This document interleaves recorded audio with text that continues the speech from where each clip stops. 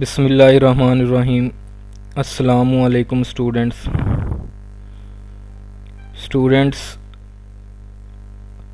BS mathematics second semester के students का आज लेक्चर नंबर 5।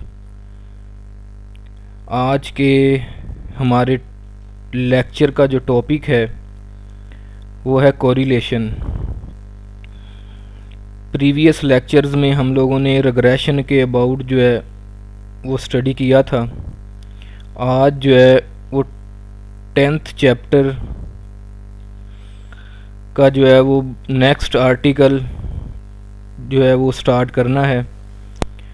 नेक्स्ट आर्टिकल का जो नेम है वो है कोरिलेशन।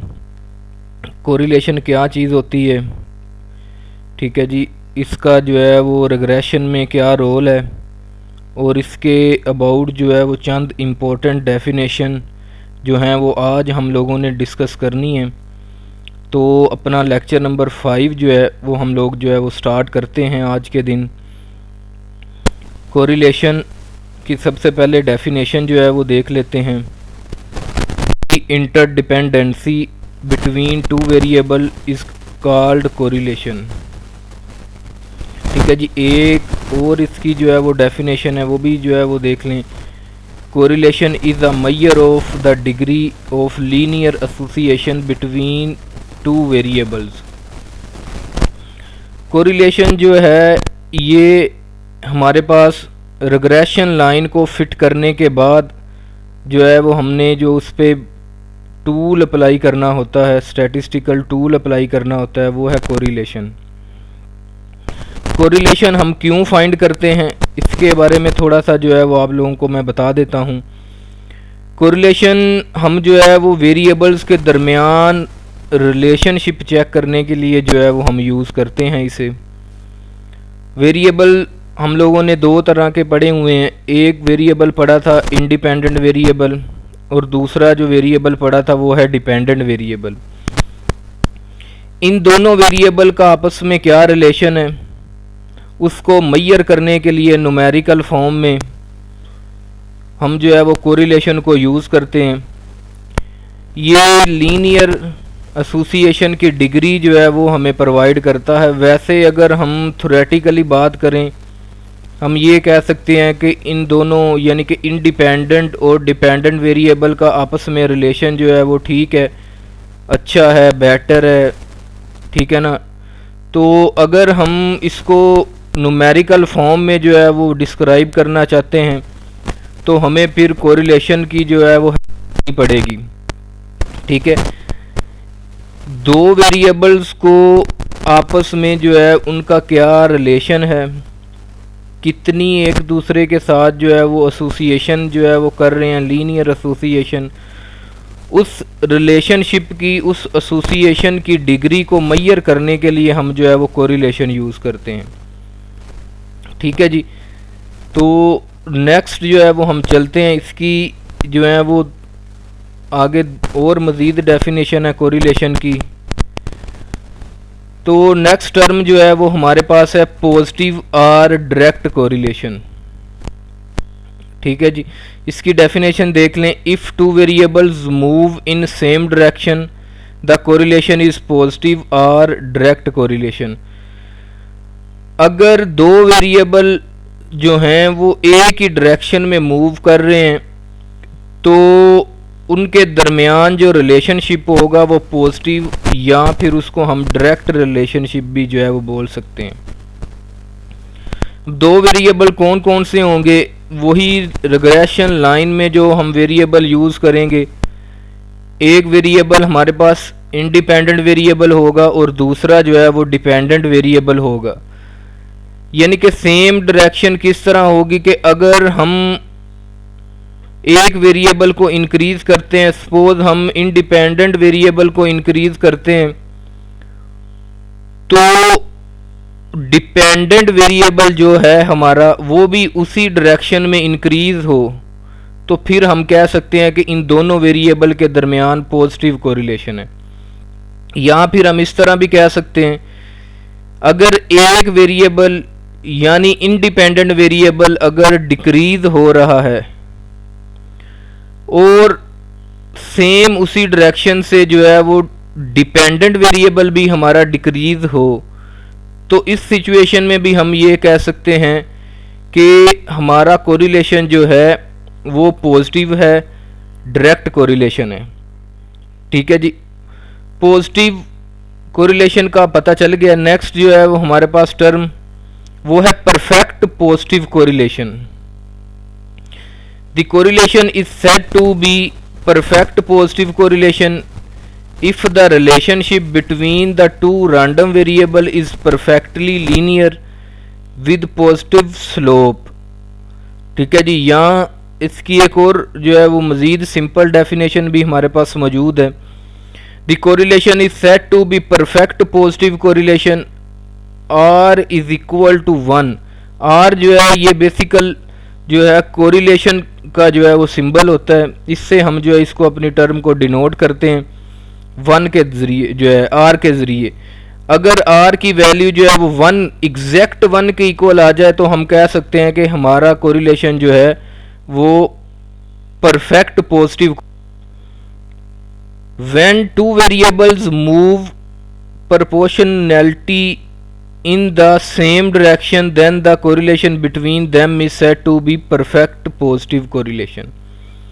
ठीक है जी, अगर हमारा कोरिलेशन जो है अगर हमारे दोनों वेरिएबल जो हैं वो प्रोपोर्शनली तौर पर भी सेम डायरेक्शन में जो है वो मूव करें और उनका आंसर जो है वो कोरिलेशन का 1 के इक्वल आ जाए, एग्जैक्ट 1 के इक्वल आ जाए, तो फिर हम कहते हैं कि हमारा कोरिलेशन जो है वो परफेक्ट पॉजिटिव कोरिलेशन है।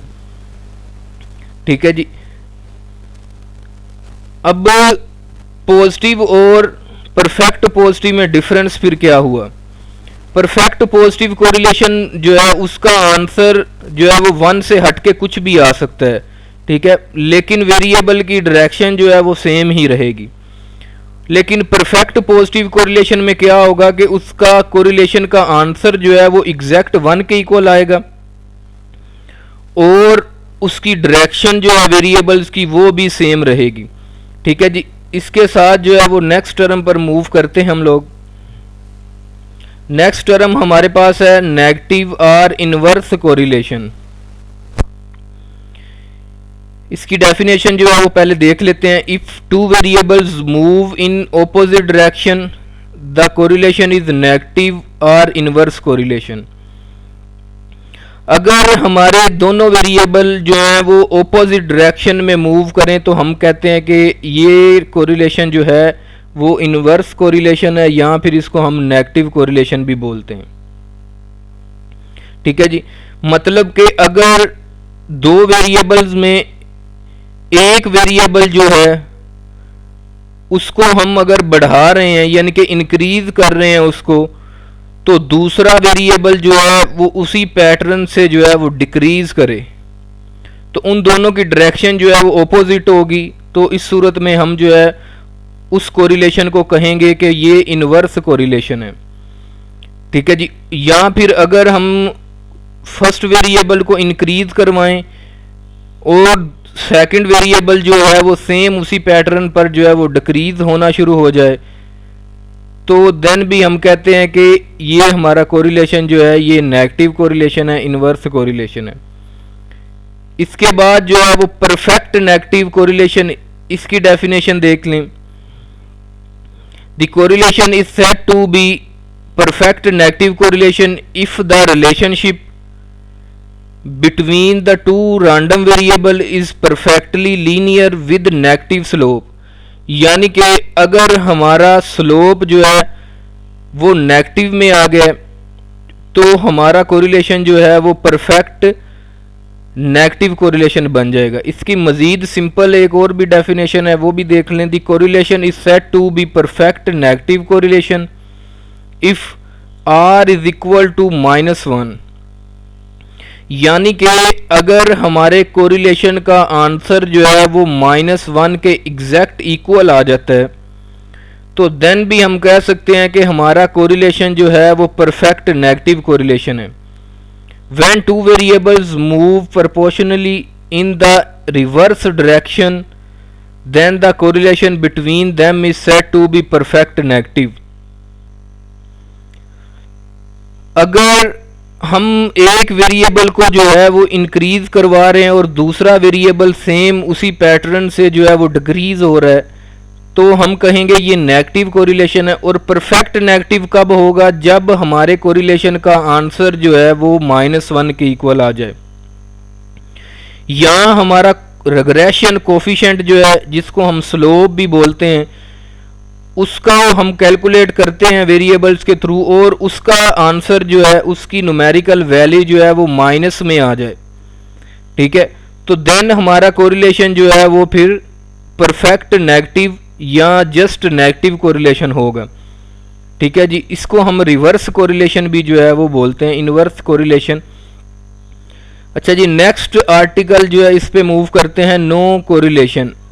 कोरिलेशन हमारा कब नहीं होगा, यानी कि वेरिएबल्स आपस में जो है वो रिलेशनशिप कब नहीं शो करेंगे, उसकी डेफिनेशन देख लें। When two variables have zero correlation it is called as no correlation. ठीक है जी, यानी कि अगर हमारे कोरिलेशन का आंसर इज इक्वल टू 0 आ जाता है, दोनों वेरिएबल्स के दरमियान जो है वो जीरो रिलेशनशिप हम जो है वो कहेंगे, यानी कि कोई भी वेरिएबल एक दूसरे पर जो है वो डिपेंड नहीं कर रहा। अगर हम एक वेरिएबल को इंक्रीज करवा रहे हैं तो दूसरे पर उसका असर जो है, जो इफेक्ट है वो ज़ीरो है, यानी कि कोई इफेक्ट वो शो नहीं कर रहा। या अगर हम सेकंड वेरिएबल को इंक्रीज कर रहे हैं तो फर्स्ट वेरिएबल में अगर कोई जो है वो आउटपुट नज़र नहीं आ रही, तो इस सूरत में हम जो है वो कहते हैं कि हमारा कोरिलेशन जो है, यानी कि वेरिएबल्स के दरमियान रिलेशनशिप जो है वो ज़ीरो के इक्वल है। ठीक है जी, उम्मीद है कि नो कोरिलेशन की आपको समझ आ गई होगी। तो नेक्स्ट आर्टिकल पर मूव करते हैं हम, लीनियर कोरिलेशन। इसकी डेफिनेशन देख लेते हैं। Linear correlation is one where the ratio of variation in related variables is constant. ठीक है जी, अगर हमारे दो वेरिएबल्स के दरमियान जो रेशियो है, वेरिएशन की रेशियो, यानी कि वेरिएशन क्या चीज़ है, एक वेरिएबल जो है वो दूसरे से कितना जो है वो वेरी कर रहा है, इस चीज़ को कितना उसमें डिफरेंस है, इस चीज़ को हम वेरिएशन बोलते हैं।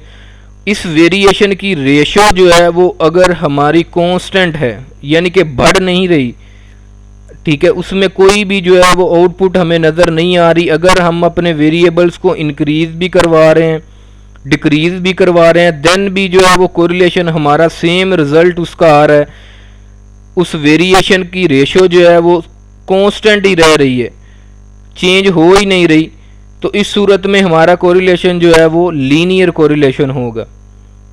ठीक है जी, इसके बाद सेकंड जो है वो नॉन लीनियर कोरिलेशन कौन सा होता है?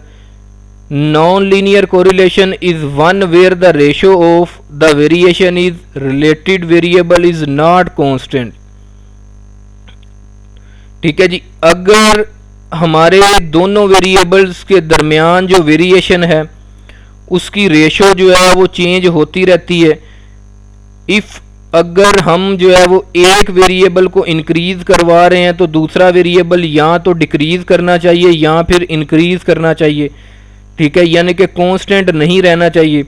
इस सूरत में हमारा कोरिलेशन जो है वो नॉन लीनियर होगा।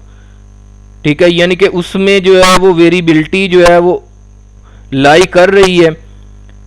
अब इन दोनों के दरमियान डिफरेंस क्या है? लीनियर कोरिलेशन के दरमियान और नॉन लीनियर कोरिलेशन के दरमियान जो है इन दोनों का आपस में डिफरेंस क्या है, उसको थोड़ा सा जो है वो देख लेते हैं। लीनियर कोरिलेशन में जो हमारी रेशो होती है वेरिएबल्स की वेरिएशन की रेशो, वो सेम रहती है, कांस्टेंट रहती है, फिक्स रहती है। और नॉन लीनियर में हमारे वेरिएबल्स के दरमियान जो रेशो होती है, वेरिएशन की जो रेशो होती है, वो जो है वो फिक्स नहीं होती, कांस्टेंट नहीं होती, वो चेंज होती रहती है। अगर हम अपने एक वेरिएबल को इंक्रीज करवाएं, दूसरा वेरिएबल जो है वो लाजमी डिक्रीज करेगा या फिर जो है वो इंक्रीज करेगा। ठीक है जी, तो ये आज जो है वो हम लोगों ने 10th चैप्टर का जो है वो नेक्स्ट आर्टिकल कोरिलेशन जो है, इसके अबाउट चंद इम्पोर्टेंट डेफिनेशंस जो हैं वो डिस्कस की हैं। ठीक है, हमारा कोरिलेशन जो है वो कब जो है वो पॉजिटिव होगा, कब नेगेटिव होगा, कब वेरिएबल्स के दरमियान कोरिलेशन ज़ीरो होगा, और लीनियर कोरिलेशन और नॉन लीनियर कोरिलेशन, ये सारी की सारी टर्म्स हम लोगों ने आज के लेक्चर में जो है वो डिस्कस की हैं। उम्मीद है कि इन सब आर्टिकल्स की आपको जो है वो अच्छे से समझ आ गई होगी। तो थैंक यू वेरी मच।